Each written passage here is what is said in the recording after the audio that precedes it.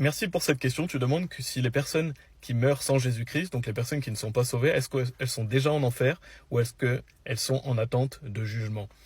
Et donc il faut savoir que toute personne qui meurt sans Jésus-Christ meurt dans ses péchés et va donc directement en enfer. On a l'histoire dans Luc chapitre 16 de Lazare et de l'homme riche qui vont tous deux mourir. Lazare va aller au paradis et l'homme riche va aller en enfer. Et il est dit dans Luc chapitre 16 à ce sujet, au verset 23, en parlant de l'homme riche, « Et en enfer il lève ses yeux, étant dans les tourments, et voit Abraham au loin et Lazare dans son sein. » Donc on voit cet homme qui meurt dans ses péchés, il est dit « En enfer il lève ses yeux, étant dans les tourments. » Donc cette personne va directement en enfer. Son âme et son esprit sont en enfer puisqu'il est mort dans ses péchés. Donc une personne qui meurt sans Jésus-Christ va directement en enfer. Pourquoi? Parce qu'elle est morte dans ses péchés. Alors qu'une personne qui a cru en Jésus-Christ, le jour où elle croit en Jésus-Christ, la Bible dit que ses péchés passés, présents et futurs sont pardonnés, et de leurs péchés et iniquités je ne me souviendrai plus. Donc ça veut dire que la personne est innocentée, elle a la vie éternelle, elle ne peut plus mourir spirituellement. Jésus nous dit « Et quiconque vit et croit en moi ne mourra jamais ». Crois-tu cela? Donc une personne sauvée, dès qu'elle meurt, elle va au paradis. Elle ne peut pas aller en enfer. Et dans Apocalypse chapitre 20, il est relaté l'événement qui s'appelle le jugement du grand trône blanc. On voit au verset 11.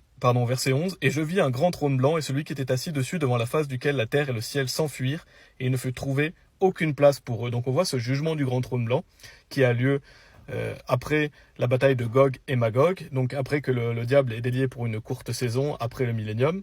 Et donc ce jugement, ce sera le jugement de toutes les personnes qui sont non sauvées. Ces personnes sont déjà en enfer, mais là c'est leur âme et esprit qui sont en enfer. Elles vont être ressuscitées et jetées dans le lac de feu pour l'éternité.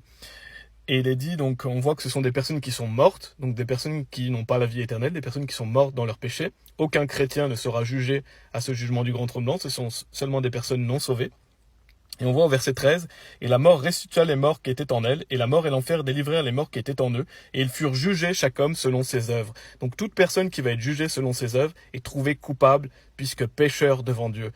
On ne peut pas se justifier par les œuvres de la loi. Aucune chair ne peut être justifiée devant Dieu comme cela, parce qu'on est tous coupables, et car le salaire du péché est la mort. On mérite tous l'enfer. Donc si on n'a pas cru en Jésus-Christ, on va être jugé selon nos œuvres au jugement du grand trône blanc, et jeté dans le lac de feu, puisque trouvé coupable. Tous les gens qui vont être jugés à ce moment-là, bien sûr il n'y aura aucun chrétien, seulement des personnes non sauvées, seront jetés en enfer. On voit versets 14 et 15, « Et la mort et l'enfer furent jetés dans le lac de feu. » C'est là la seconde mort, c'est ce qu'on appelle la seconde mort. L'enfer qui est jeté dans le lac de feu, donc ces personnes qui étaient en enfer vont être jetées dans le lac de feu. Et quiconque n'était pas trouvé écrit dans le livre de vie fut jeté dans le lac de feu.